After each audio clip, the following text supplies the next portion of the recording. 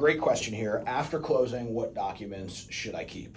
I would recommend that you keep everything after you close. Ask the title company that closed your deal to send you a PDF copy of your entire signed closing package.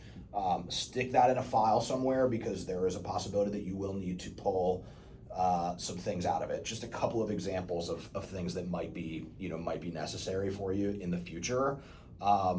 The recorded deed to your property, at least here in Florida, you need to provide your recorded deed to the county tax assessor's office in order to file for a homestead exemption. So homestead exemption reduces your taxable value of your property by $50,000. I've talked about this before in videos. It also prevents through the Save Our Homes Act, when you have a homesteaded property, it prevents tax increases based on fair market value assessments. It caps them at 3% a year. So very important if you own a home that you live in, very important to file a homestead exemption. You will need a copy of your recorded deed in order to get that.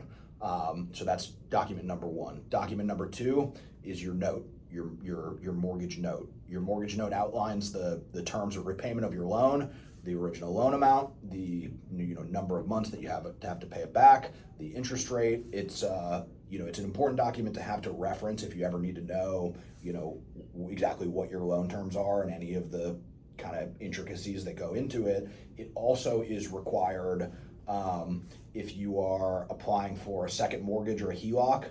One of the documents that you're going to be asked for is the first mortgage note.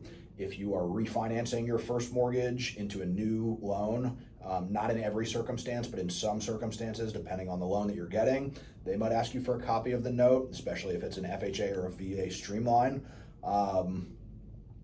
The other document is going to be, there's something in there called a first payment letter, which will have typically 2 coupons. Typically, these loans that we give are going to be sold off to an end investor. In certain circumstances, you will get payment instructions. You'll be able to set auto pay up for your very first payment.